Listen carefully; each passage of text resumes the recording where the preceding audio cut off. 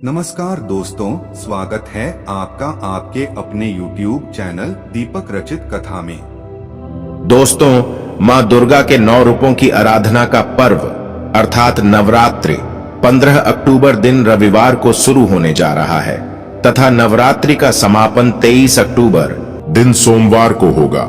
दोस्तों, नवरात्रि के दौरान माता रानी को प्रसन्न करने के लिए भक्तजन तरह तरह के उपाय करते हैं। कुछ लोग माता रानी के लिए व्रत एवं उपवास रखते हैं, दान धर्म करते हैं, तो वहीं कुछ लोग माता रानी के लिए यज्ञ तथा हवन करते हैं तथा कुछ लोग अपने पैरों के वाहन का त्याग करते हैं, जिन्हें करके हम माता रानी के प्रति अपनी श्रद्धा प्रकट करते हैं। परंतु अगर आप इन सब के अलावा ये 10 काम करते हैं तो माता रानी आपसे कभी भी नहीं होगी प्रसन्न और जीवन में आते हैं दुर्भाग्य एवं गरीबी तथा माता लक्ष्मी भी ऐसे व्यक्ति से हो जाती है नाराज। तो आइए दोस्तों जानते हैं शास्त्रों में वर्णित नवरात्रि के दौरान वह कौन सा कार्य है जिसे करना अशुभ माना गया है। इससे पहले हे माता वैष्णो, जो भी भक्त कमेंट में जय माता दी लिखकर चैनल को सब्सक्राइब करेगा उसके परिवार में सदैव कृपा दृष्टि बनाए रखना, साथ ही उसके सभी मनोकामनाएं पूर्ण करना। तो दोस्तों, सबसे पहला कार्य है स्त्रियों का अपमान ना करें। मित्रों, शास्त्रों में कहा जाता है जहां स्त्रियों की पूजा होती है वहां देवता निवास करते हैं और जहां स्त्रियों की पूजा नहीं होती है उनका सम्मान नहीं होता है, वहां किए गए समस्त अच्छे कर्म निष्फल हो जाते हैं। मित्रों, इसलिए आप सभी से विनती है कि आप नवरात्रि में किसी भी स्त्री का अपमान न करें। हिंदू धर्म में स्त्रियों को माता रानी का ही रूप माना जाता है। स्त्रियां माता रानी का ही अंश होती है। माता रानी स्त्रियों का सम्मान करने वाले मनुष्य पर सदैव ही अपनी कृपा बरसाती हैं। दोस्तों, स्त्रियां स्वयं की खुशियों का त्याग करके आपके घर को स्वर्ग बनाती है। स्त्री स्वयं उपवास करके अपने पति की लंबी आयु की कामना करती है, जीवन भर अपने परिवार के लिए बिना थके कार्य करती है। ऐसी पतिव्रता स्त्री का अपमान करना महापाप होता है। जो मनुष्य नवरात्रि में किसी भी स्त्री का अपमान करता है, स्त्रियों की तरफ गलत भावना से देखता है, उससे मां दुर्गा अवश्य ही दंड देती है। दोस्तों, दूसरा है घर में कलह का माहौल न मचाएं। रामचरितमानस में वर्णित है जहां क्लेश का माहौल बनता है, जिस घर में लड़ाई झगड़े होते हैं, वहां पर मां लक्ष्मी कभी भी नहीं ठहरती। इसके साथ ही ऐसे करने वाले व्यक्ति से माता रानी भी रहती है सदैव नाराज एवं क्रोधित। इसलिए नवरात्रि के समय में अपने घर में क्लेश का माहौल ना बनाएं। माता रानी का मन में चिंतन करते हुए श्रद्धा भाव से इस महापर्व का आनंद उठाएं। दोस्तों, तीसरा है नवरात्रि के दौरान कोई भी अनिष्ट कार्य ना करें, जैसे झूठ बोलना, पैसों की चोरी अथवा धोखेबाजी करना, निष्पाप पशुओं को सताना, किसी गरीब को नीचा दिखाना आदि कार्य भूल से भी ना करें। माता रानी को ऐसे कार्य करने वाले लोग बिल्कुल भी पसंद नहीं होते। चौथी बात है तामसिक आहार का सेवन। दोस्तों, नवरात्रि में इस बात का विशेष ध्यान रखना चाहिए कि आप भूल से भी तामसिक आहार का सेवन न करें, जैसे मांस, मदिरा, लहसुन, प्याज, ये सभी तामसिक भोजन के श्रेणी में आते हैं। इसीलिए आप इन सभी का सेवन बिल्कुल भी ना करें, अन्यथा माता रानी नवरात्रि में आप पर क्रोधित हो सकती हैं। दोस्तों, पांचवी बात, शारीरिक संबंध ना बनाएं। दोस्तों, नवरात्रि में माता रानी की कृपा पाने के लिए नवरात्रि के 9 दिन भूल से भी शारीरिक संबंध ना बनाएं। जो नवरात्रि के 9 दिन ब्रह्मचर्य व्रत का पालन करता है, मां उसकी हर इच्छा को पूर्ण करती है।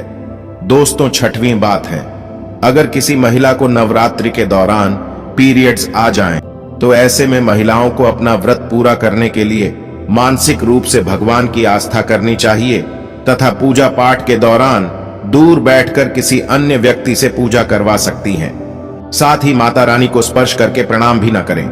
दोस्तों, सातवीं बात, जो लोग नवरात्रि का व्रत करते हैं उन्हें चमड़े से बनी वस्तु को धारण नहीं करना चाहिए, जैसे पर्स, बेल्ट, बैग इत्यादि, क्योंकि इनमें चमड़े की कुछ मात्रा मौजूद होते हैं और चमड़ा पशुओं को मारकर बनाया जाता है तथा इन्हें धारण करने से व्रत का पूर्ण फल प्राप्त नहीं होता।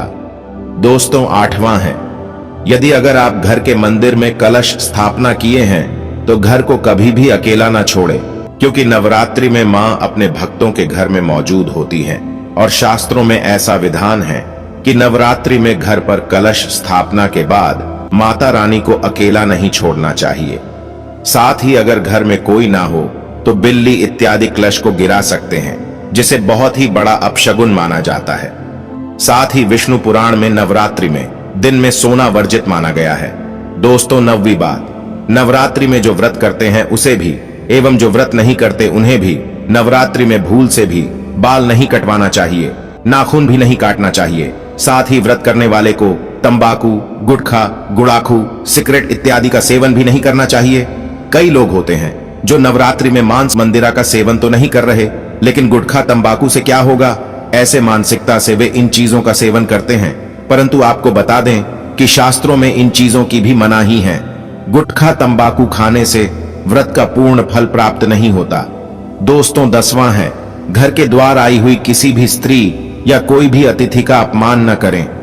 दोस्तों, यदि नवरात्रि में आपके द्वार पर कोई कन्या, वृद्ध स्त्री अथवा कोई दुखी मन भोजन की इच्छा से भिक्षा के लिए आई हो तो उसका भूल से भी अपमान न करें अथवा उन्हें खाली हाथ घर से जाने भी न दें। यदि आपके घर में कोई दासी है तो उसका भी अपमान न करें। नवरात्रि में उन्हें भी कुछ न कुछ भेंट अवश्य दें। इससे मां दुर्गा अत्यंत प्रसन्न होती है और आपकी हर मनोकामना को पूर्ण करती है। दोस्तों, इसके साथ ही अगर आप व्रतधारी हैं, व्रत रखते हैं, तो कलश स्थापित करते समय जटा वाला यानी पानी वाला नारियल का ही प्रयोग करें। साथ ही नारियल को स्थापित करने से पहले आप नारियल को लाल कपड़े में लपेटकर उस पर लाल चुनरी ओढ़ाकर आप नारियल को कलश के ऊपर स्थापित करें। शास्त्रों के अनुसार कलश के ऊपर जब सही तरीके से नारियल रखा जाता है और सही प्रकार का नारियल रखा जाता है, तभी व्रत और पूजन का पूर्ण फल प्राप्त होता है। नवरात्रि में माता रानी का व्रत और पूजन किया जाता है, लेकिन नवरात्रि के दौरान सबसे ज्यादा महत्व होता है कन्या पूजन का। दोस्तों, माना जाता है कि माता रानी व्रत उपवास से जितना प्रसन्न होती हैं, उससे 10 गुना ज्यादा प्रसन्न कन्या पूजन से होती है। नवरात्रि में छोटी छोटी कन्याओं को माता रानी का स्वरूप माना जाता है। अगर कन्याओं को कोई भेंट दी जाए और उसे खुशी खुशी स्वीकार कर ली तो इसका मतलब है माता रानी अर्थात माता वैष्णो ने भेंट स्वीकार कर ली। जिन पर वो कन्याएं प्रसन्न हो गईं, तो समझो उन्हें माता रानी का आशीर्वाद मिल गया और माता रानी की कृपा से उन्हें मुंह मांगा वरदान प्राप्त होता है। शास्त्रों में बताया गया है कि नवरात्रि में 3 साल तक कन्या का पूजन होना चाहिए। अष्टमी अथवा नवमी को कन्याओं के पैर धोकर भोजन करना, उन्हें उपहार आदि देना श्रेष्ठ माना जाता है।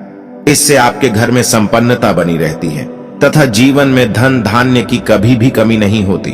शास्त्रों में वर्णित है कि कन्याएं जितना अधिक खुश होती है, माता रानी उतना ही जल्द फल प्रदान करती है।